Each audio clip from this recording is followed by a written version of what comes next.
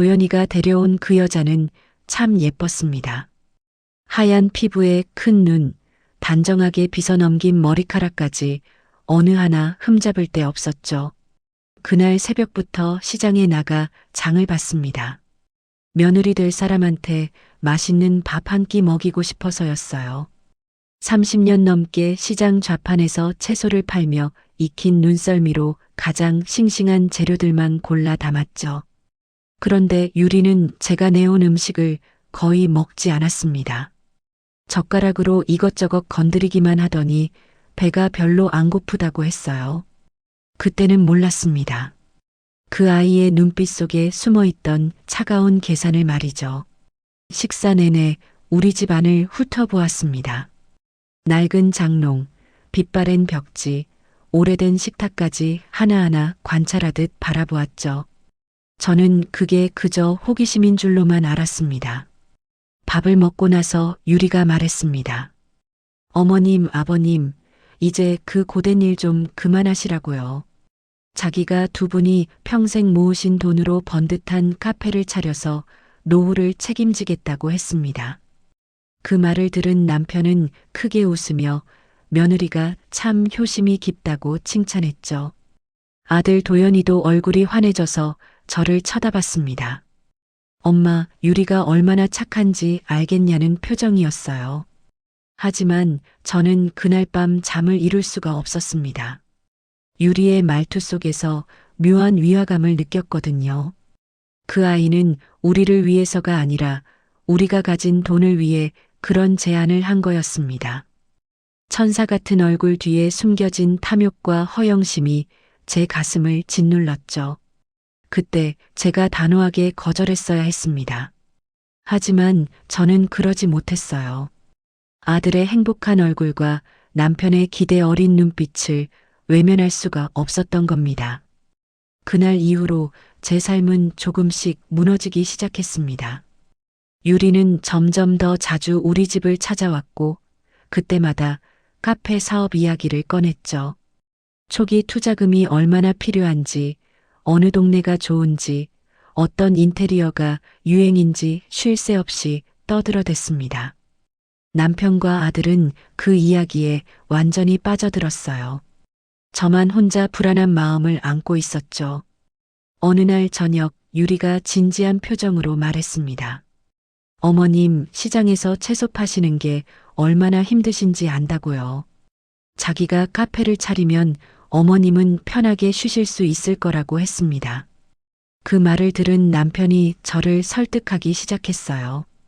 당신도 이제 나이가 있는데 언제까지 그 고된 일을 하려고 하냐고, 며느리가 이렇게 좋은 기회를 주는데 왜 거절하냐고 따졌습니다. 결국 저는 무릎을 꿇었습니다. 30년 넘게 아침 서너 시에 일어나 시장에 나가고 비가 오나 눈이 오나 좌판을 지키며 모았던 돈을 통장째로 며느리에게 건넸죠. 유리는 그 통장을 받아들면서 환하게 웃었습니다. 어머님 정말 감사하다고, 평생 은혜를 잊지 않겠다고 말했어요. 하지만 그 웃음 뒤에 숨겨진 승리의 미소를 저는 보지 못했습니다. 아니, 보고도 못 본 척했는지도 모르죠. 그렇게 제 인생의 지옥문이 열렸습니다. 유리가 카페 문을 연 건 그해 봄이었습니다. 젊은이들이 많이 모이는 번화가 한복판에 위치한 가게였죠. 저는 개업식 날 초대받지 못했습니다. 아들 도연이가 민망한 표정으로 말하더군요. 엄마, 유리가 그날 바빠서 가족만 조용히 모이기로 했다고요. 사실은 저를 부르고 싶지 않았던 겁니다. 시장 좌판에서 일하는 시어머니가 새로 연 카페에 나타나는 걸 원치 않았던 거죠.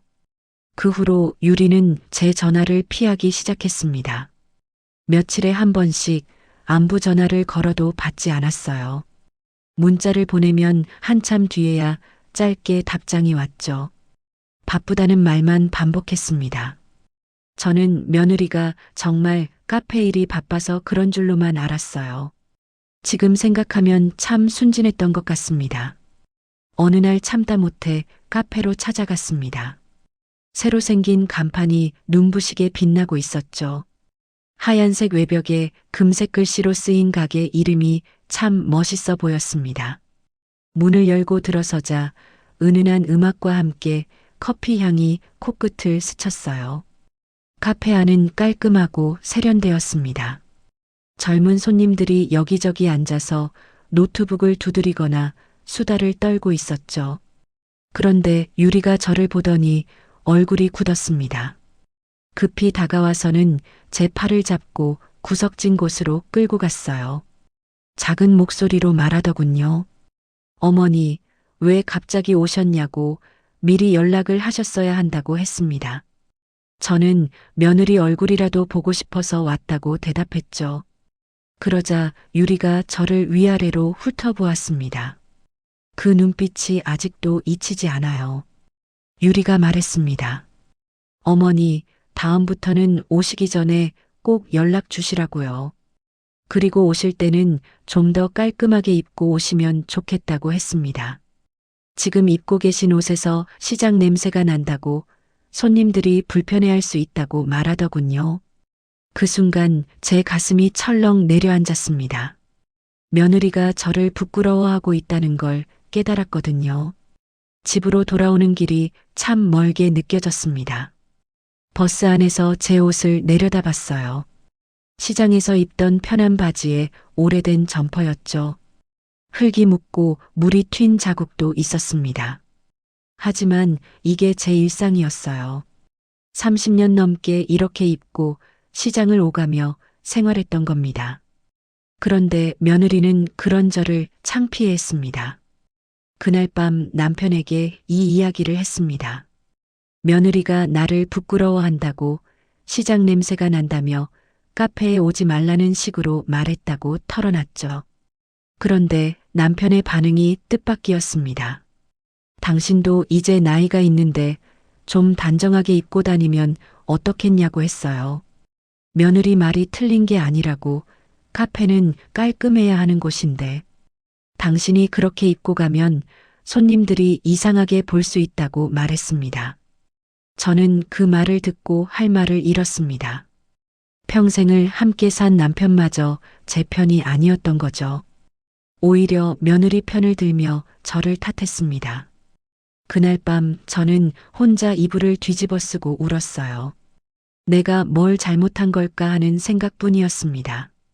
그 후로도 며느리의 무시는 계속되었습니다. 한 번은 카페 근처를 지나가다가 우연히 유리를 봤어요. 친구들과 함께 밖에 서서 담배를 피우고 있더군요. 저는 반가운 마음에 손을 들어 인사했습니다. 하지만 유리는 저를 못 본 척했어요. 친구들과 웃으며 이야기하다가 재빨리 안으로 들어가 버렸습니다. 저는 그 자리에 서서 한참을 멍하니 있었죠. 아들 도연이에게 이 사실을 말했습니다. 유리가 나를 피한다고, 며느리가 나를 부끄러워하는 것 같다고 했어요. 그런데 아들도 별다른 반응이 없었습니다. 엄마, 유리가 요즘 카페 일로 스트레스가 많다고 했죠. 그냥 이해해주라고, 조금만 참아달라고 말했습니다. 저는 그 말을 듣고 또다시 참기로 했어요. 아들의 결혼 생활이 편안하길 바라는 마음에서였습니다. 돌이켜보면 그때부터 저는 우리 집에서 투명인간 같은 존재가 되어가고 있었습니다. 남편은 며느리가 똑 부러진다며 칭찬했고 아들은 아내 편만 들었죠. 저만 혼자 외톨이처럼 지냈습니다. 시장에서 돌아오면 빈집이었고 저녁을 차려놔도 함께 먹는 사람이 없었어요. 남편은 며느리네 카페에 가서 먹고 오겠다며 나가버리곤 했습니다. 그렇게 몇 달이 흘렀습니다. 저는 점점 더 작아지고 있었어요. 누구도 제 이야기를 들어주지 않았고 누구도 제 마음을 이해하려 들지 않았습니다. 평생을 성실하게 살아온 제 인생이 한순간에 무가치해진 것 같았죠. 하지만 저는 여전히 참고 있었습니다. 언젠가는 며느리가 마음을 열고 저를 받아줄 거라고 믿었던 겁니다. 그게 얼마나 어리석은 기대였는지는 곧 깨닫게 되었죠. 결정적인 사건은 여름이 시작될 무렵에 터졌습니다. 그날 저는 평소처럼 시장에서 일을 하고 있었어요. 아침부터 손님이 많았죠. 단골 할머니들이 하나둘 찾아와서 채소를 사고 이런저런 이야기를 나눴습니다. 저는 그 시간들이 좋았어요. 시장 사람들은 저를 있는 그대로 봐줬거든요. 흙 묻은 손이든 땀 흘리는 얼굴이든 개의치 않았습니다. 그런데 오후 2시쯤이었을 겁니다. 갑자기 시장 입구 쪽이 소란스러워지더군요. 고개를 들어보니 유리가 친구들과 함께 걸어오고 있었습니다. 4~5명 정도 되는 젊은 여자들이었어요. 모두 예쁘게 차려입고 선글라스를 낀 채 웃으며 시장 안을 둘러보고 있었죠. 저는 순간 가슴이 철렁했습니다. 며느리가 제가 일하는 곳에 온 거였어요. 유리 일행이 제 가게 앞으로 다가왔습니다. 저는 반가운 마음에 손을 들어 인사하려 했어요. 하지만 유리는 저를 똑바로 쳐다보지도 않았습니다. 오히려 친구들에게 일부러 큰 소리로 말하더군요. 저런 데서 파는 채소는 위생적으로 괜찮을지 모르겠다고 했어요. 자기 카페에는 저런 거 절대 안 쓴다고, 유기농 인증받은 깨끗한 재료만 쓴다고 자랑했습니다. 친구들이 킥킥거리며 웃었습니다. 그중 한 명이 말했어요. 요즘 누가 시장에서 물건을 사냐고, 다 마트나 온라인으로 주문한다고 했죠. 유리가 맞장구를 쳤습니다. 맞다고, 시장은 이제 옛날 사람들이나 오는 곳이라고 말했어요. 그 말을 들은 순간 제 얼굴이 화끈거렸습니다. 주변 상인들도 그 대화를 들었을 거예요. 유리 일행이 지나가고 나서도 저는 한동안 그 자리에 멍하니 서 있었습니다. 옆 가게 춘희 엄마가 다가와서 괜찮냐고 물었어요. 저는 괜찮다고 고개를 끄덕였지만 사실 괜찮지 않았습니다. 며느리가 제 앞에서 제가 일하는 바로 그 자리에서 저를 모욕한 거였거든요. 평생 정직하게 일해온 제 인생이 공개적으로 짓밟히는 기분이었습니다. 그날 저녁 집에 돌아와서도 기분이 풀리지 않았습니다. 밥맛도 없고 잠도 오지 않았어요. 남편에게 오늘 있었던 일을 말하려다가 그만뒀습니다. 어차피 또 며느리 편을 들게 뻔했으니까요. 저는 혼자 방에 앉아서 창밖을 바라봤습니다. 어둠 속에서 거리의 불빛들이 흐릿하게 보이더군요. 그때 문득 생각이 들었습니다. 내가 왜 이렇게 당하고만 있어야 하는 걸까 하는 의문이었어요. 30년 넘게 성실하게 일했고 가족을 위해 평생을 희생했는데 왜 이런 대우를 받아야 하는지 이해할 수 없었습니다. 며느리는 제 돈으로 카페를 차리고도 저를 무시했고 남편과 아들은 그런 며느리 편만 들었죠. 밤이 깊어지자 저는 장롱을 열었습니다. 제일 안쪽 깊숙한 곳에 오래된 나무 괴짝이 있었어요. 먼지를 털어내고 뚜껑을 열자 낡은 노트 한 권이 나왔습니다. 그게 바로 외상장부였죠. 남편과 제가 30년간 시장에서 장사하면서 단골 손님들의 외상을 적어두었던 기록이었습니다. 페이지를 넘기자 손때 묻은 글씨들이 빼곡히 적혀 있었습니다. 춘희 엄마네는 얼마, 정육점 김씨는 얼마, 떡집, 박 사장은 얼마 하는 식으로 수십 명의 이름과 금액이 적혀 있었어요. 대부분 다 갚았지만 몇몇은 아직 안 갚은 것도 있었죠. 하지만 저희는 한 번도 독촉한 적이 없었습니다. 어려울 때 서로 돕는 게 인심이라고 생각했거든요. 그 장부를 보면서 문득 깨달았습니다. 제가 30년간 쌓아온 건 돈만이 아니었다는 걸 말이죠. 시장 사람들과의 관계, 신뢰, 인심이 모두 제 것이었습니다. 며느리는 제 돈은 가져갔지만 제가 평생 쌓아온 이 보이지 않는 자산까지는 가져갈 수 없었어요. 그 순간 제 머릿속에 한 가지 생각이 스쳤습니다. 참는 게 미덕인 줄로만 알았습니다. 착하게 살면 언젠가 좋은 일이 생길 거라고 믿었죠. 하지만 돌이켜보니 제 선함은 아무도 지켜주지 않았습니다. 오히려 이용당하고 짓밟혔어요. 그렇다면 이제는 달라져야 했습니다. 제가 가진 것으로 제 자신을 지켜야 했죠. 저는 외상장부를 가슴에 품었습니다. 그리고 조용히 다짐했어요. 며느리가 제 인심을 무시했다면 이제 그 인심의 힘이 얼마나 무서운지 보여주리라고 말이죠. 그날 밤 저는 처음으로 복수를 계획하기 시작했습니다. 다음 날 아침 저는 평소보다 일찍 시장에 나갔습니다. 해가 뜨기 전 새벽 공기는 차갑고 상쾌했어요. 시장에 도착하자 상인들이 하나둘 가게 문을 열고 있었죠. 저는 먼저 생선가게 춘희 엄마를 찾아갔습니다. 춘희 엄마는 저보다 나이가 많았지만 여전히 매일 시장에 나와 일하는 억척스러운 분이었어요. 춘희 엄마에게 커피 한 잔 사겠다고 말했습니다. 그렇게 시장 입구의 작은 다방으로 자리를 옮겼죠. 따뜻한 커피를 앞에 두고 저는 조심스럽게 말을 꺼냈습니다. 우리 며느리가 근처에 카페를 냈는데 한번 놀러 가보지 않겠냐고 했어요. 춘희 엄마가 눈을 반짝이며 좋다고 했습니다. 언제 가면 되냐고 물었죠. 그 후로 저는 하나씩 시장 사람들을 만나기 시작했습니다. 떡집 박 사장, 정육점 김 씨, 아저씨, 과일가게 이 사장님까지 제가 30년간 인연을 쌓아온 분들을 차례차례 찾아갔어요. 모두들 흔쾌히 동참을 약속해줬습니다. 며느리 가게 개업 축하도 할 겸 한번 가보자고들 했죠. 사실 저는 이 계획을 세우면서도 마음 한편이 불편했습니다. 이게 정말 옳은 일인가 하는 의구심이 들었거든요. 하지만 유리가 시장에서 저를 모욕했던 그 순간이 자꾸 떠올랐습니다. 며느리는 제게 어떤 예의도 지키지 않았어요. 그렇다면 저도 더 이상 참을 이유가 없었습니다. 일주일 정도 준비 기간을 가진 후 저는 날짜를 정했습니다. 토요일 오후 2시 카페가 가장 붐빌 시간이었죠. 시장 사람들에게 문자를 돌렸어요. 약속 장소와 시간을 알려줬습니다. 모두들 알겠다고 답장을 보내왔죠. 그날 저녁 저는 혼자 방에 앉아서 계획을 되짚어 봤습니다.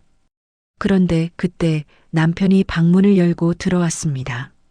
손에 휴대폰을 들고 있더군요. 당신 뭐 하는 거냐고 물었습니다. 시장 사람들 모아서 며느리 가게에 간다는 게 무슨 수작이냐고 따졌어요. 누군가 남편에게 이 사실을 알려준 모양이었습니다. 저는 침착하게 대답했습니다. 며느리 카페에 손님 좀 데리고 가는 게 뭐가 문제냐고, 오히려 며느리가 좋아할 일 아니냐고 말했죠. 하지만 남편은 고개를 저었습니다. 당신이 그냥 단순하게 그럴 사람이 아니라는 걸 자기가 안다고 했어요. 며느리 가게 망하게 하려는 거 아니냐고 다그쳤습니다. 저는 더 이상 참을 수가 없었습니다. 그동안 쌓였던 모든 감정이 폭발했어요. 남편에게 소리쳤습니다. 당신은 며느리가 나를 어떻게 대하는지 아냐고, 며느리가 시장에서 나를 모욕했다는 걸 아냐고 따졌죠. 그런데도 당신은 며느리 편만 들었다고, 평생을 함께 산 아내보다 며느리가 더 소중하냐고 울먹였습니다. 남편이 잠시 말을 멈췄습니다. 하지만 곧 더 큰 소리로 말했어요. 그래도 이건 아니라고, 며느리한테 장사가 안 되게 만들면 결국 우리 아들만 고생한다고 했습니다. 당신이 참고 넘어가면 될 일을 왜 이렇게 크게 만드냐고 탓했죠. 저는 그 말을 듣고 마음속 깊은 곳에서 무언가 끊어지는 걸 느꼈습니다. 평생을 함께 산 남편마저 제 편이 아니었어요. 제 아픔을 이해하려 들지 않았고 제 분노를 인정하지 않았습니다. 그저 참으라는 말만 반복했죠. 저는 조용히 말했습니다. 나는 갈 거라고, 남편이 말리든 말든 내가 하고 싶은 대로 할 거라고 했어요.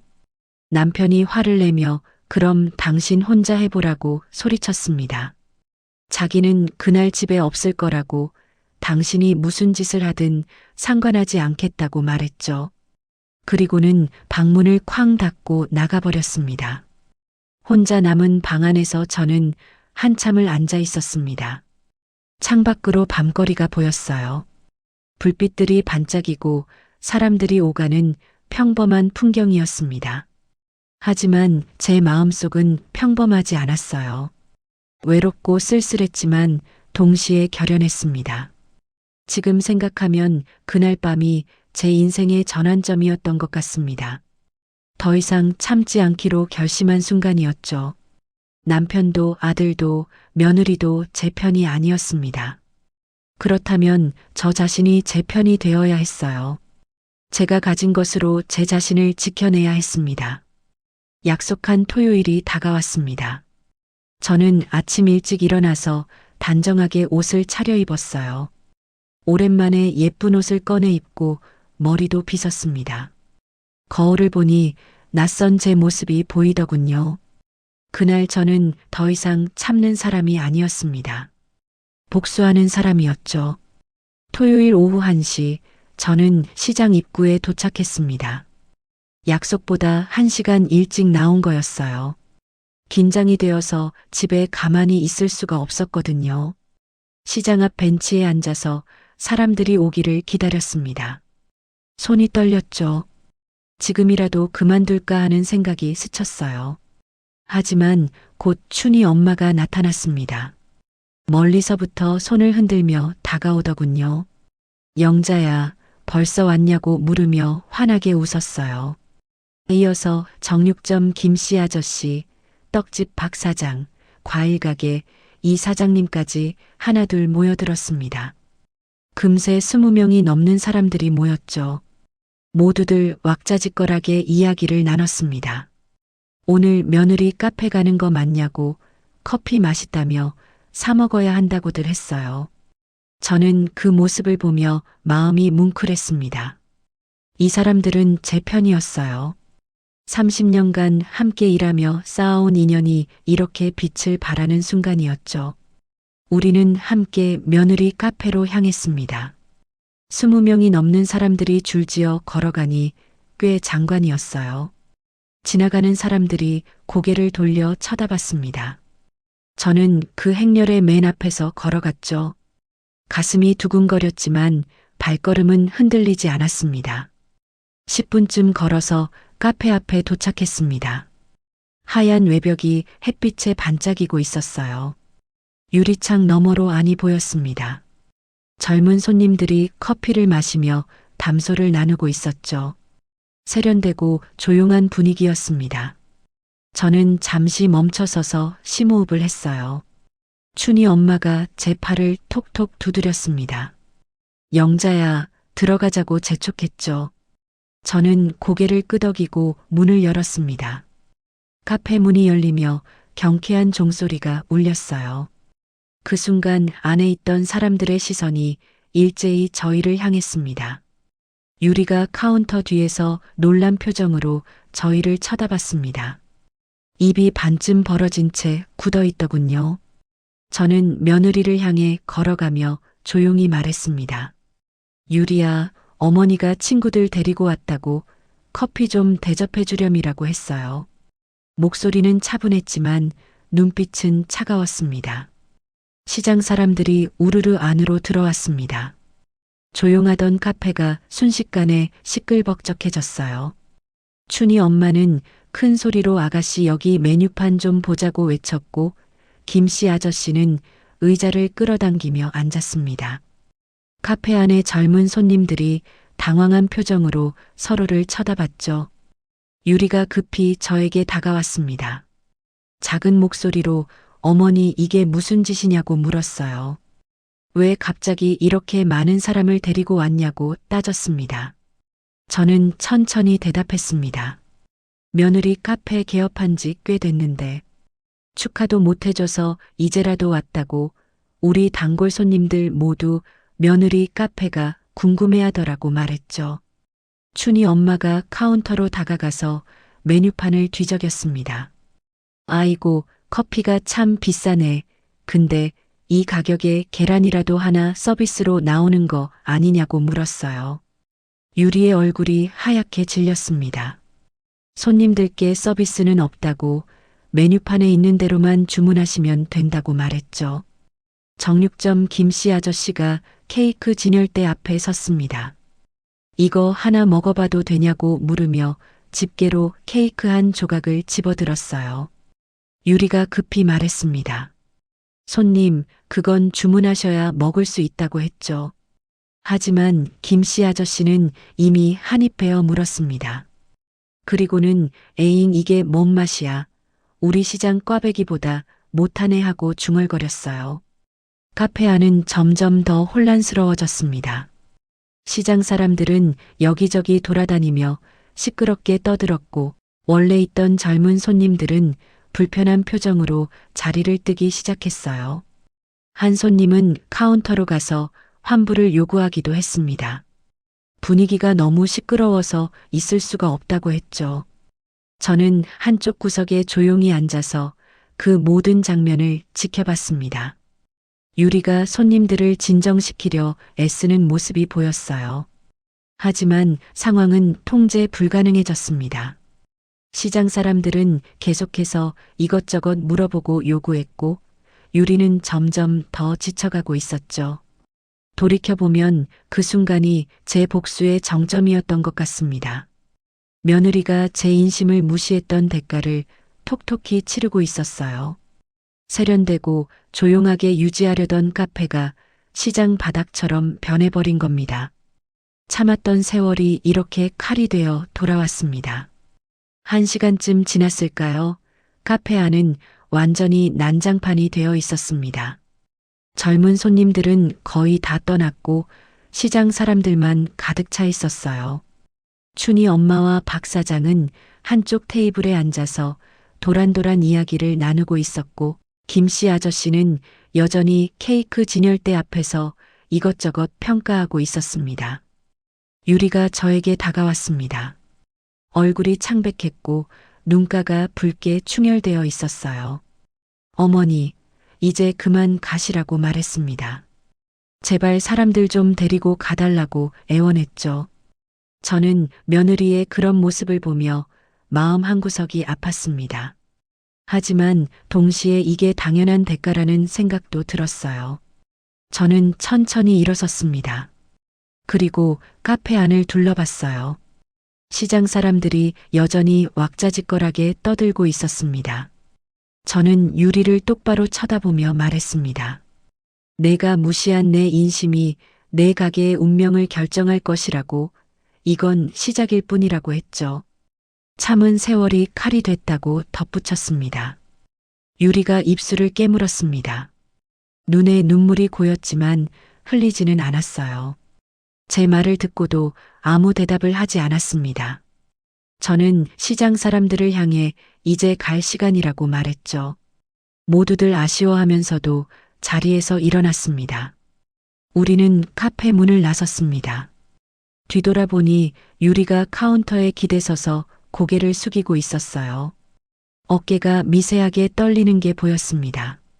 저는 그 모습을 보고도 발길을 돌렸죠. 이미 선을 넘었기 때문에 돌아갈 수 없었습니다. 집으로 돌아오는 길에 춘희 엄마가 말했습니다. 영자야, 며느리가 많이 속상해하더라고. 괜찮겠냐고 물었어요. 저는 괜찮을 거라고 대답했습니다. 하지만 사실 제 마음도 편치만은 않았어요. 복수를 했지만 기분이 후련하지는 않았거든요. 집에 도착하니 남편이 거실에 앉아 있었습니다. 제가 들어오자 고개를 돌렸어요. 어떻게 됐냐고 물었습니다. 저는 별일 없었다고 대답했죠. 남편이 한숨을 쉬었습니다. 당신이 한 짓 때문에 며느리가 얼마나 힘들어할지 생각이나 해봤냐고 말했어요. 저는 더 이상 남편과 말하고 싶지 않았습니다. 방으로 들어가서 문을 닫았어요. 침대에 누워서 천장을 바라봤습니다. 오늘 있었던 일들이 주마등처럼 스쳐 지나갔죠. 며느리의 창백한 얼굴, 떨리는 어깨, 붉어진 눈가가 계속 떠올랐습니다. 그날 밤 저는 잠을 이룰 수가 없었습니다. 복수를 했지만 마음은 무거웠어요. 이게 정말 옳은 일이었는지 확신이 서지 않았습니다. 하지만 돌이킬 수는 없었죠. 이미 던진 돌은 되돌릴 수 없는 법이니까요. 다음 날 아침 아들 도연이에게서 전화가 왔습니다. 목소리가 떨리고 있었어요. 엄마, 어제 카페에 무슨 일이 있었냐고 물었습니다. 유리가 하루 종일 울기만 한다고 도대체 무슨 짓을 한 거냐고 따졌죠. 저는 침착하게 대답했습니다. 며느리 카페에 손님 좀 데리고 간 게 뭐가 문제냐고, 오히려 며느리가 좋아해야 할 일 아니냐고 말했어요. 도연이가 소리쳤습니다. 그게 손님을 데리고 간 거냐고, 장사를 방해한 거지 않냐고 했습니다. 저는 전화를 끊어버렸습니다. 더 이상 들을 필요가 없었거든요. 아들마저 며느리 편만 드는 상황에서 제가 할 수 있는 말은 없었습니다. 지금 생각해보면 그때 제 마음은 이미 완전히 닫혀 있었던 것 같아요. 며칠이 지났습니다. 집 안 분위기는 최악이었어요. 남편은 저와 말을 섞지 않았고 아들은 전화도 받지 않았습니다. 저는 평소처럼 시장에 나가서 일했죠. 시장 사람들은 그날 카페 방문이 재미있었다며 웃으면서 이야기했습니다. 그런데 어느 날 저녁 뜻밖의 일이 벌어졌습니다. 집에 돌아오니 거실에 아들과 며느리가 앉아 있었어요. 남편도 함께 있었습니다. 세 사람 모두 심각한 표정이었죠. 저는 순간 가슴이 철렁했습니다. 무슨 일이 생긴 게 분명했거든요. 유리가 저를 보더니 천천히 일어섰습니다. 그리고는 제 앞에 무릎을 꿇는 게 아니라 의자에 앉은 채 저를 똑바로 쳐다봤어요. 그 눈빛에는 더 이상 두려움이나 당황스러움이 없었습니다. 오히려 차갑고 단단한 무언가가 담겨 있었죠. 며느리가 입을 열었습니다. 어머니, 이거 아시냐고 물었어요. 도연 씨가 예전에 주식으로 집을 담보 잡고 사채까지 썼던 거 말이라고 했습니다. 그 순간 제 머릿속이 하얗게 변했어요. 아들의 얼굴을 쳐다봤죠. 도연이는 고개를 푹 숙인 채 아무 말도 하지 못했습니다. 유리가 계속해서 말을 이어갔습니다. 자기가 그 빚을 막아주고 결혼했다고 했어요. 도연 씨가 망하기 직전이었는데 자기가 돈을 꿔서 사채를 갚아줬다고 했습니다. 그게 아니었으면 이 집도 날아갔을 거라고 덧붙였죠. 저는 그 말을 듣고 온몸에 힘이 빠졌습니다. 아들을 쳐다봤어요. 도연아, 이게 사실이냐고 물었습니다. 도연이는 고개를 들지 못했어요. 한참을 침묵하다가 작은 목소리로 죄송하다고만 했습니다. 그 순간 제 가슴이 무너져 내렸죠. 아들이 저희 몰래 그런 큰일을 저질렀다는 사실에 충격을 받았습니다. 남편이 저를 보며 말했습니다. 당신이 뭘 잘못했기에 아들이 이렇게 됐냐고. 유리가 우리 집안을 살린 보살이라고 했어요. 며느리가 아니었으면 우리 집은 진작에 망했을 거라고 했습니다. 저는 남편의 그 말에 더 큰 상처를 받았죠. 평생을 함께 산 아내보다 며느리를 더 신뢰하고 있었던 겁니다. 유리가 다시 입을 열었습니다. 어머니, 제가 카페 하는 거 반대하셨죠? 그런데 카페 수익으로 지금 도연 씨 빚 갚아가고 있다고 했어요. 어머니가 준 돈은 카페 차리는데 일부만 쓰고 나머지는 다 빚 갚는 데 썼다고 했습니다. 그러니 어머니가 저를 방해하면 결국 손해보는 건 어머니라고 말했죠. 저는 할 말을 잃었습니다. 며느리의 말이 모두 사실이라면 제가 복수한다고 카페를 망치는 건 결국 우리 가족에게 피해가 돌아오는 일이었어요. 아들의 빚을 갚지 못하면 우리 집도 위험해질 수 있었습니다. 며느리는 정확히 제 약점을 짚은 거였죠. 유리가 일어서며 말했습니다. 어머니, 앞으로 저를 방해하지 마시라고. 그게 어머니를 위한 일이라고 했어요. 그리고는 도연이의 손을 잡고 밖으로 나갔습니다. 남편도 저를 한번 쳐다보더니 따라 나가버렸죠. 거실에는 저 혼자만 남았습니다. 저는 소파에 주저앉았습니다. 온몸에 힘이 하나도 없었어요. 아들이 그런 큰 빚을 졌다는 사실도 충격이었고 며느리가 그 빚을 갚아주고 있다는 사실도 믿기지 않았습니다.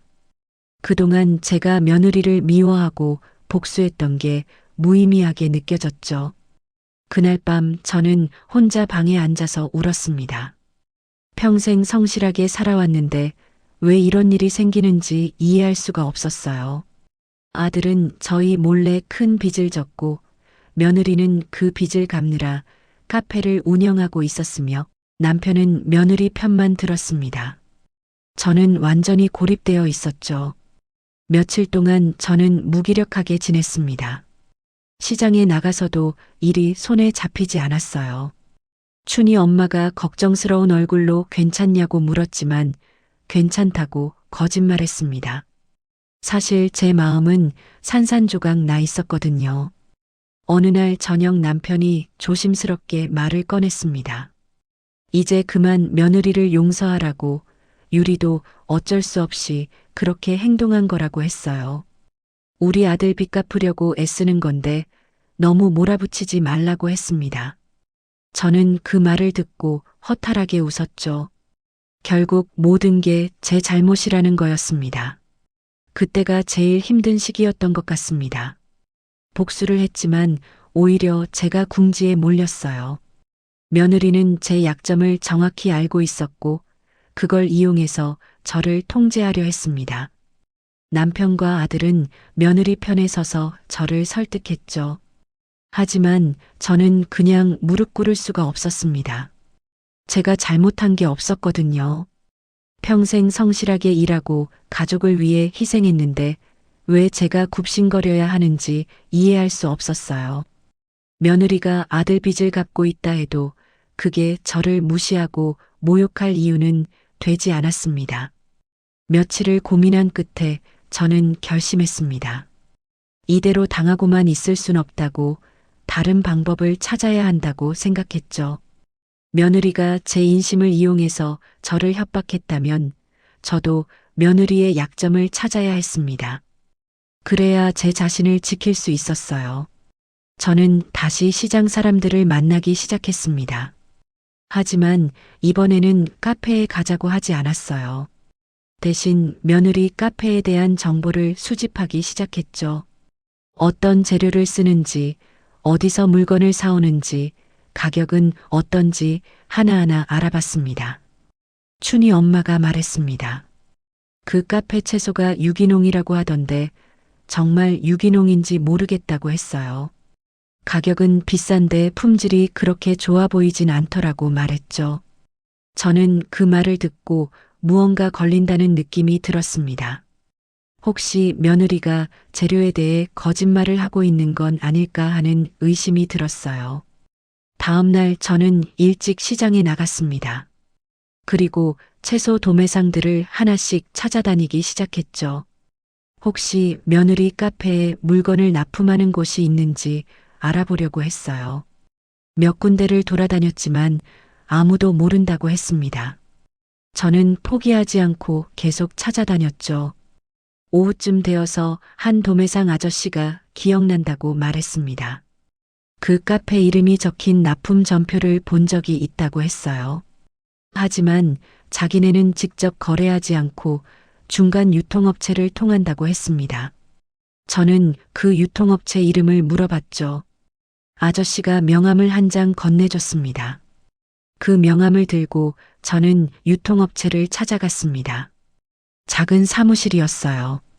문을 열고 들어가니 중년 남자가 책상에 앉아 있었습니다. 제가 며느리 카페에 납품하는 채소에 대해 물어보자 남자가 경계하는 표정을 지었어요. 왜 그걸 알고 싶냐고 물었습니다. 저는 솔직하게 말했습니다. 제 며느리가 운영하는 카페라고 어머니로서 어떤 재료를 쓰는지 궁금해서 왔다고 했어요. 남자가 조금 안심한 표정을 지었습니다. 그리고는 장부를 꺼내더니 보여줬죠. 거기에는 납품 내역이 적혀 있었습니다. 제가 본 내용은 충격적이었습니다. 며느리가 유기농이라고 광고하는 채소들이 실제로는 중국산 저가 제품이었어요. 유기농 인증도 없었습니다. 납품 가격을 보니 시장에서 파는 것보다도 훨씬 싼 물건들이었죠. 며느리는 고객들을 속이고 있었던 겁니다. 저는 그 장부 사진을 휴대폰으로 찍었습니다. 남자가 그러지 말라고 했지만 이미 늦었어요. 저는 급히 사무실을 나왔습니다. 가슴이 두근거렸죠. 드디어 며느리의 약점을 찾아낸 겁니다. 이제 제가 공격할 차례였어요. 집으로 돌아와서 저는 혼자 방에 앉아서 생각했습니다. 이 증거를 어떻게 사용할지 고민했죠. 그냥 며느리에게 보여주고 협박할 수도 있었어요. 하지만 그건 제가 원하는 방법이 아니었습니다. 며느리가 제게 했던 것처럼 공개적으로 망신을 주고 싶었어요. 저는 인터넷을 검색하기 시작했습니다. 지역 맘카페, 맛집 블로거, SNS 계정들을 찾아봤어요. 평소 같으면 이런 것들을 잘 몰랐을 텐데 최근에 남편이 스마트폰 사용법을 알려준 덕분에 할 수 있었습니다. 저는 가장 영향력 있어 보이는 블로거를 찾아냈죠. 그 블로거에게 쪽지를 보냈습니다. 제보할 내용이 있다고, 한 카페가 유기농이라고 속이고 중국산 저가 재료를 쓰고 있다고 알렸어요. 증거도 있다고 했습니다. 블로거가 금방 답장을 보내왔죠. 관심 있다고, 자세한 이야기를 듣고 싶다고 했습니다. 저는 블로거와 만나기로 약속했습니다. 며칠 후 조용한 카페에서 만났어요. 블로거는 젊은 여성이었습니다. 노트북을 펴고 앉아서 제 이야기를 경청했죠. 저는 준비해간 증거 사진들을 보여줬습니다. 납품 내역서, 가격표, 원산지 표시 등 모든 걸 보여줬어요. 블로거가 눈을 반짝이며 말했습니다. 이건 큰 문제라고, 소비자 기만 행위라고 했어요. 자기가 직접 카페를 방문해서 확인해 보겠다고 했습니다. 저는 고개를 끄덕였죠. 하지만 한 가지 부탁을 했습니다. 방문 날짜를 미리 알려달라고, 그날 꼭 제가 있고 싶다고 했어요. 블로거가 이해한다는 표정을 지었습니다. 며느리와의 개인적인 문제도 있는 것 같다고 눈치챘던 거죠. 저는 솔직하게 인정했습니다. 며느리가 저를 무시하고 모욕했다고, 그 대가를 치르게 하고 싶다고 말했어요. 블로거가 조용히 고개를 끄덕였습니다. 우리는 날짜를 정했습니다. 다음 주 토요일 오후 2시였어요. 카페가 가장 붐비는 시간이었죠. 저는 그날 남편과 아들도 함께 오게 할 계획이었습니다. 며느리의 추악한 민낯을 제 가족이 직접 목격하게 하고 싶었어요. 집으로 돌아오는 길에 저는 복잡한 심정이었습니다. 이제 정말로 돌아올 수 없는 다리를 건너는 거였거든요. 며느리와 완전히 등지는 일이었습니다. 하지만 저는 멈출 수가 없었어요. 이미 너무 많이 참았고 너무 많이 당했습니다. 그날 밤 저는 오랜만에 깊은 잠을 잤습니다. 악몽도 꾸지 않았어요. 오히려 홀가분한 기분이었습니다. 드디어 제가 원하는 방식으로 복수할 수 있게 됐으니까요. 며느리가 제게 했던 모든 일들이 이제 곧 부메랑처럼 돌아갈 거였습니다. 약속한 토요일이 다가왔습니다. 그 주 내내 저는 평소처럼 행동했어요. 시장에 나가서 일하고 집에 돌아와 저녁을 차리고 그랬습니다. 남편이나 아들에게는 아무 말도 하지 않았죠. 그들이 눈치채지 못하도록 조심했습니다. 토요일 아침 저는 일찍 일어났습니다. 단정하게 옷을 차려입고 화장도 했어요. 거울을 보니 낯선 제 모습이 보였습니다. 하지만 오늘만큼은 당당해야 했어요. 제 정당한 복수를 실행하는 날이었으니까요. 11시쯤 남편에게 전화했습니다. 오늘 며느리 카페에 같이 가자고 제안했어요. 남편이 의아해하며 왜 갑자기 그러냐고 물었습니다. 저는 며느리와 화해하고 싶다고, 그동안 잘못한 것도 사과하고 싶다고 거짓말했죠. 남편이 기뻐하며 그러자고 했습니다. 아들에게도 같은 말을 했습니다. 도연이도 반가워하며 카페로 오겠다고 했어요. 저는 오후 2시에 카페 앞에서 만나자고 약속했습니다. 모든 준비가 끝났죠. 이제 남은 건 그 시간을 기다리는 것뿐이었습니다. 시간이 되어 저는 카페 앞에 도착했습니다. 조금 일찍 와서 주변을 둘러봤어요. 블로거가 이미 와 있었습니다. 멀리서 저를 보고 손을 살짝 흔들었죠.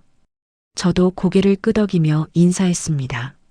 모든 게 계획대로 진행되고 있었어요. 남편과 아들이 거의 동시에 도착했습니다. 셋이서 함께 카페 안으로 들어갔어요. 유리가 카운터에서 저희를 보고 놀란 표정을 지었습니다. 특히 제가 온 걸 보고 당황한 것 같았죠. 하지만 곧 웃으며 다가왔습니다. 유리가 말했습니다. 어머니, 아버님, 어떻게 오셨냐고 반갑게 인사했어요. 저는 조용히 대답했습니다. 그동안 잘못한 것 같아서 왔다고, 며느리한테 사과하고 싶다고 말했죠. 유리의 얼굴에 안도의 표정이 스쳤습니다. 우리는 자리에 앉았습니다.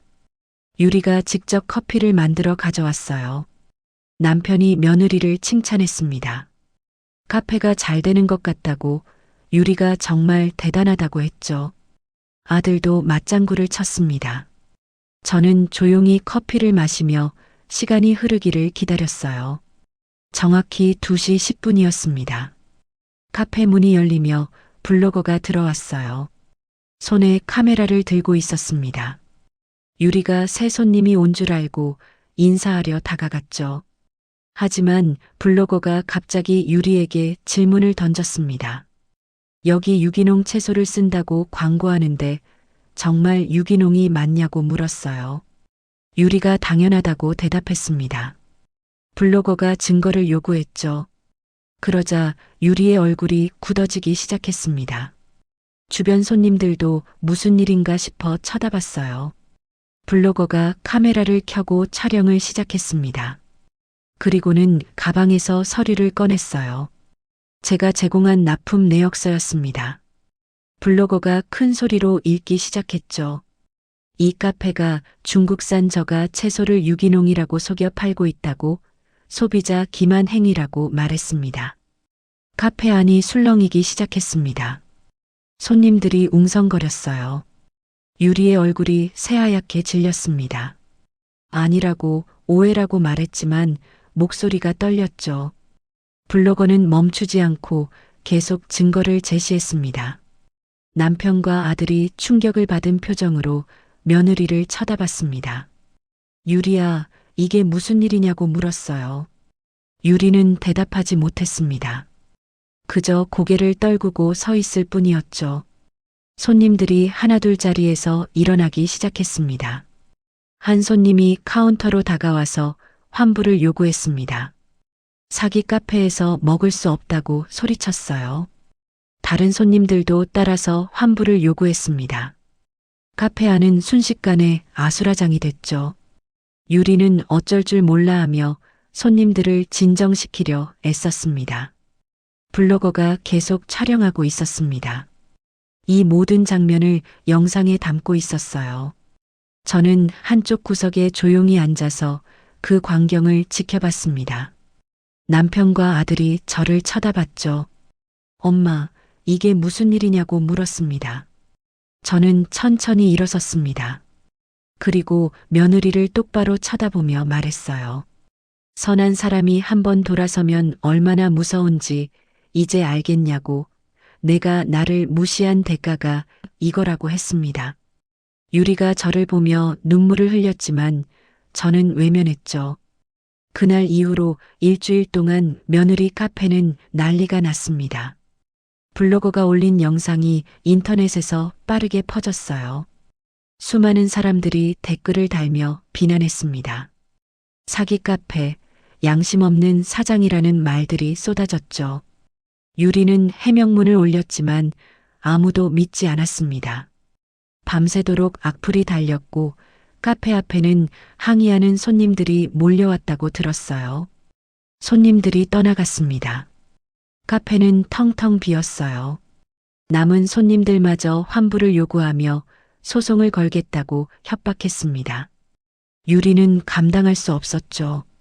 결국 카페 문을 닫기로 결정했습니다. 개업한 지 불과 몇 달 만이었어요. 그렇게 공들여 만든 인테리어도 비싼 커피 머신도 모두 무용지물이 되어버렸습니다. 아들이 집에 찾아왔습니다. 얼굴이 초췌했어요. 며칠을 제대로 자지 못한 것 같았습니다. 엄마, 왜 이렇게까지 하셨냐고 울먹였어요. 유리가 완전히 무너졌다고, 모든 걸 잃었다고 말했죠. 저는 그래도 동정심이 들지 않았습니다. 며느리가 저에게 했던 짓을 생각하면 당연한 대가였어요. 시장에서 저를 공개적으로 모욕하고 흙냄새 난다며 무시했던 그 순간들이 떠올랐습니다. 남편도 저를 원망했습니다. 당신이 너무 심하게 했다고, 이젠 만족하냐고 따졌어요. 저는 대답하지 않았습니다. 만족한 건 아니었거든요. 오히려 마음 한구석이 허전했습니다. 복수를 완성했지만 기쁘지 않았어요. 그저 쓸쓸함만 남았죠. 며칠 후 유리에게서 연락이 왔습니다. 카페를 정리하면서 생긴 빚이 있다고, 소송 합의금도 내야 한다고 했어요. 도연이의 사채 빚은 아직 많이 남아있다고 했습니다. 결국 모든 짐이 우리 가족에게 돌아온 거였죠. 며느리 혼자만의 문제가 아니었던 겁니다. 저는 통장을 열어봤습니다. 그동안 모아둔 돈이 얼마 없었어요. 며느리에게 카페 자금으로 준 돈이 대부분이었으니까요. 남은 돈으로는 빚을 갚기엔 턱없이 부족했습니다. 저는 한숨을 쉬며 통장을 닫았죠. 평생 모은 돈이 이렇게 사라진 것에 대한 허무함이 밀려왔습니다. 아들과 며느리가 함께 집에 왔습니다. 무릎을 꿇고 용서를 빌었어요. 유리가 울면서 말했습니다. 어머니, 정말 죄송하다고, 앞으로 잘하겠다고 했죠. 눈가가 퉁퉁 부어 있었고 목소리도 쉬어 있었어요. 하지만 저는 그들을 일으켜 세우지 않았습니다. 저는 차갑게 말했습니다. 용서는 할 수 없다고, 하지만 아들의 빚은 도와주겠다고 했어요. 제가 가진 마지막 돈을 꺼내서 사채부터 갚으라고 건넸습니다. 그리고 조건을 달았죠. 이 돈 다 갚기 전엔 제 앞에 나타나지 말라고 했습니다. 이자가 불어나기 전에 사채부터 정리하는 게 급선무였으니까요. 아들이 고개를 들었습니다. 엄마, 그게 무슨 말이냐고 물었어요. 저는 단호하게 대답했습니다. 내 인생의 빚은 내가 갚으라고, 이제 내 스스로 해결하라고 말했죠. 아들이 울었지만 저는 외면했습니다. 더 이상 아들의 눈물에 흔들리고 싶지 않았어요. 그날 이후로 아들과 며느리는 집을 떠났습니다. 작은 원룸을 얻어서 살기 시작했어요. 도연이는 새벽 인력 시장에 나가서 막노동을 시작했습니다. 유리도 편의점 아르바이트를 구했죠. 두 사람은 빚을 갚기 위해 열심히 일했습니다. 가끔 길에서 우연히 마주치면 두 사람 모두 수척해진 모습이었어요. 남편은 제게 말을 섞지 않았습니다. 당신이 자식을 저렇게 만들었다고 원망했어요. 하지만 저는 후회하지 않았습니다. 아들이 스스로의 선택에 대한 대가를 치르는 건 당연한 일이었으니까요. 남편은 저녁마다 혼자 소주를 마시며 한숨만 쉬었습니다. 몇 달이 지났습니다. 아들에게서 가끔 문자가 왔어요. 빚을 조금씩 갚아가고 있다는 내용이었습니다. 저는 짧게 답장만 보냈죠. 잘하고 있다고, 계속 그렇게 하라고 했습니다. 더 많은 말은 하지 않았어요. 아직은 때가 아니라고 생각했거든요. 어느 날 시장에서 춘희 엄마를 만났습니다. 영자야, 며느리 카페 망했다며 괜찮냐고 물었어요. 걱정스러운 표정이었습니다. 저는 괜찮다고 대답했습니다. 사실 괜찮지는 않았지만 그렇게 말할 수밖에 없었죠. 제 속마음을 보이고 싶지 않았어요. 돌이켜보면 제 복수는 성공했지만 동시에 모든 걸 잃은 것 같았습니다. 며느리의 가게는 망했고 아들은 고생하고 있었으며 남편과의 관계도 끊어졌어요. 집안은 냉랭했고 저는 여전히 외톨이였습니다. 저녁을 차려놔도 함께 먹을 사람이 없었고 밤이면 적막함만 가득했죠. 하지만 저는 제 선택을 후회하지 않았습니다. 더 이상 무시당하지 않았고 더 이상 참지 않았어요. 세상은 결국 진심의 편이 아니라 스스로를 지키는 자의 편이라는 걸 깨달았습니다. 제가 저 자신을 지킨 겁니다. 비록 대가가 컸지만 제 존엄성만은 지켜냈다는 생각이 들었어요. 계절이 바뀌어 다시 봄이 왔습니다. 1년이 흐른 거였어요. 저는 여전히 시장 좌판에서 채소를 팔고 있었습니다. 새벽같이 일어나 시장에 나가고 하루 종일 서서 일하는 고된 일상이었죠. 하지만 이제는 그 일상이 나쁘지 않았습니다. 오히려 제 자리를 찾은 것 같은 기분이었어요. 시장 사람들은 여전히 저를 따뜻하게 대해줬습니다. 춘희 엄마는 매일 아침 인사를 건넸고 김씨 아저씨는 가끔 반찬을 나눠줬어요. 제가 가족에게는 외면당했지만 시장에서만큼은 환영받는 사람이었습니다. 그게 위안이 됐죠. 어느 날 저녁 시장을 정리하고 있는데 누군가 제 뒤에 섰습니다. 고개를 돌리니 아들이었어요. 1년 만에 보는 아들의 모습은 많이 달라져 있었습니다. 까맣게 그을린 피부에 단단해진 몸, 거친 손이 눈에 띄었죠. 막노동이 얼마나 힘들었는지 한눈에 알 수 있었습니다. 아들이 조심스럽게 말했습니다. 엄마, 빚을 다 갚았다고 했어요. 1년 동안 유리와 함께 열심히 일해서 사채도 갚고 소송 합의금도 다 냈다고 말했습니다. 저는 그 말을 듣고 가슴이 뭉클했어요. 아들이 해냈다는 게 자랑스러웠습니다. 도연이가 무릎을 꿇었습니다. 그리고 깊게 고개를 숙이며 말했어요. 엄마, 그동안 정말 죄송했다고, 이제야 엄마의 마음을 조금 알 것 같다고 했습니다. 매일 새벽에 일어나서 온몸이 부서지도록 일하면서 엄마가 평생 얼마나 힘들게 사셨는지 깨달았다고 했죠. 저는 아들을 일으켜 세우지 않았습니다. 그냥 지켜만 봤어요. 아들이 계속 말했습니다. 유리도 많이 반성하고 있다고, 둘이서 다시 작은 식당을 시작했다고 했어요. 이번엔 정직하게 장사하고 있다고, 시장에서 직접 재료를 사서 쓴다고 말했습니다. 그 말을 듣고 저는 조금 놀랐습니다. 며느리가 시장을 찾는다니 의외였거든요. 도연이가 말했습니다. 유리가 이제는 시장의 가치를 안다고, 어머니가 하시는 일이 얼마나 소중한지 깨달았다고 했어요. 앞으로는 절대 무시하거나 부끄러워하지 않겠다고 다짐했다고 전했습니다. 저는 여전히 아무 말도 하지 않았습니다. 아들이 다시 고개를 숙였어요. 엄마, 용서해달라고 말했습니다.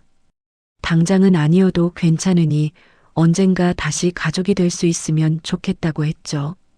목소리가 떨리고 있었습니다. 저는 한참을 침묵했습니다. 그리고 천천히 입을 열었어요. 용서는 쉽지 않다고, 아직 상처가 아물지 않았다고 말했습니다. 하지만 내가 변했다는 건 인정한다고, 계속 그렇게 살아가라고 했죠. 아들이 눈물을 흘렸습니다. 돌이켜보면 그 순간 제 마음도 조금 움직였던 것 같습니다. 완전히 용서한 건 아니었지만 아들의 변화를 느낄 수 있었어요. 막노동으로 단련된 그 손이 얼마나 많은 땀을 흘렸는지 알 수 있었습니다. 며칠 후 며느리가 시장에 나타났습니다. 예전처럼 화려하게 차려입지 않았어요. 수수한 옷에 화장기 없는 얼굴이었습니다. 제 가게 앞에 서서 머뭇거리다가 조심스럽게 다가왔죠. 유리가 말했습니다. 어머니, 용서를 구하러 왔다고 했어요. 그동안 정말 잘못했다고, 어머니를 무시하고 모욕한 것에 대해 진심으로 사과한다고 말했습니다. 목소리는 떨렸지만 눈빛은 진지했어요. 저는 며느리를 쳐다봤습니다. 1년 전에 그 오만한 모습은 사라지고 없었어요. 대신 겸손함과 진정성이 느껴졌습니다. 하지만 저는 여전히 마음을 쉽게 열 수 없었죠. 상처가 너무 깊었거든요. 유리가 장바구니를 들어보였습니다. 식당에 쓸 재료를 사러 왔다고 했어요. 앞으로 계속 이 시장에서 물건을 살 거라고, 어머니가 추천해 주시는 좋은 재료로 정직하게 장사하겠다고 말했습니다. 저는 고개를 끄덕였죠. 그날 이후로 유리는 일주일에 2~3번씩 시장에 왔습니다. 처음에는 어색했지만 점점 자연스러워졌어요. 며느리는 제게 재료 고르는 법을 물어봤고 저는 하나하나 알려줬습니다. 시장 사람들도 며느리를 조금씩 받아들이기 시작했죠. 몇 달이 더 지났습니다. 어느 날 저녁집에 돌아오니 식탁에 음식이 차려져 있었어요. 남편이 차려놓은 게 아니었습니다. 아들과 며느리가 와서 준비한 거였죠. 둘이 조심스럽게 저를 쳐다봤습니다. 저는 자리에 앉았습니다. 아무 말 없이 숟가락을 들었어요. 음식을 한 입 먹어보니 맛있었습니다. 며느리가 시장에서 배운 대로 정성껏 만든 게 느껴졌죠. 저는 계속해서 밥을 먹었습니다. 식사가 끝나고 아들이 말했습니다. 엄마, 일주일에 1번씩 이렇게 와도 되겠냐고 물었어요. 함께 밥을 먹으면서 조금씩 관계를 회복하고 싶다고 했습니다. 저는 한참을 생각하다가 고개를 끄덕였죠. 지금 생각하면 그때부터 조금씩 변화가 시작됐던 것 같습니다. 완전한 용서는 아니었지만 조금씩 마음의 문을 열기 시작했어요. 아들과 며느리가 진심으로 변했다는 걸 느낄 수 있었으니까요. 남편도 조금씩 저에게 말을 걸기 시작했습니다. 처음에는 짧은 인사뿐이었지만 점점 대화가 늘어났어요. 당신이 옳았다고, 아들이 제대로 된 사람이 되려면 그런 과정이 필요했다고 말했습니다. 저는 그 말에 고개를 끄덕였죠. 어느 날 저녁 혼자 밥을 먹으며 창밖을 봤습니다. 하루를 열심히 살아낸 노동자들이 집으로 향하고 있었어요. 그 모습이 참 아름다워 보였습니다. 저도 그들 중 하나였죠. 평범하지만 정직하게 살아가는 사람이었습니다. 저는 나지막이 움츠렸습니다. 참았던 선함이 결국 이렇게 돌아왔구나 하고요. 복수는 달콤하지 않았지만 필요한 과정이었어요. 그 과정을 통해 제 자신을 지켰고 가족도 변화시켰습니다. 비록 상처는 남았지만 앞으로 나아갈 수 있는 길이 보였어요. 그로부터 또 시간이 흘렀습니다. 계절이 몇 번 바뀌고 세월이 지나면서 많은 것들이 달라졌어요. 저는 여전히 시장 좌판에서 일하고 있습니다. 여든이 다 되어가는 나이지만 아직 건강하게 일할 수 있다는 게 감사했죠. 아들과 며느리의 작은 식당은 제법 잘 되고 있었습니다. 정직하게 장사한 결과였어요. 손님들이 입소문을 내주면서 단골이 늘어났다고 했습니다. 두 사람은 매일 새벽같이 일어나서 시장에 나와 재료를 샀고 밤늦게까지 일했죠. 가끔 식당에 들르면 며느리가 반갑게 맞아줬습니다. 어머님, 뭐 드시고 가시라며 특별 메뉴를 내왔어요. 예전에 그 오만한 모습은 찾아볼 수 없었습니다. 대신 겸손하고 부지런한 상인의 모습이 있었죠. 시장에서 제가 보여준 그 모습을요. 남편과의 관계도 많이 회복됐습니다. 완전히 예전처럼 돌아간 건 아니었지만 함께 저녁을 먹고 이야기를 나누는 시간이 생겼어요. 남편은 가끔 당신이 잘못 생각했다고, 내가 옳았다고 인정했습니다. 그 말이 제겐 큰 위로가 됐죠. 어느 토요일 오후였습니다. 시장 일을 마치고 집으로 돌아가는데 아들에게서 전화가 왔어요. 엄마, 오늘 저녁 우리 집에 오시라고 했습니다. 특별한 날이라고 했죠. 저는 무슨 날인지 물었지만 아들은 비밀이라며 웃었습니다. 저녁 시간에 아들네 집으로 갔습니다. 문을 열자 식탁 가득 음식이 차려져 있었어요. 아들과 며느리가 함께 준비한 것이었습니다. 남편도 와 있었죠. 우리 넷이 함께 식탁에 둘러앉았습니다. 식사를 하면서 아들이 말했습니다. 엄마, 그동안 정말 감사했다고 했어요. 엄마가 그때 혼내주지 않았으면 지금의 우리는 없었을 거라고 말했습니다. 힘들었지만 그 시간이 있었기에 제대로 된 사람이 될 수 있었다고 했죠. 며느리도 고개를 숙였습니다. 어머님, 정말 죄송했다고, 그리고 감사하다고 말했어요. 어머님의 삶을 무시했던 제가 이제는 그 삶의 가치를 안다고 했습니다. 시장에서 일하는 게 얼마나 존엄한 일인지 깨달았다고 했죠. 저는 그들을 보며 조용히 미소 지었습니다. 완전히 용서한 건 아니었어요. 상처는 여전히 남아 있었습니다.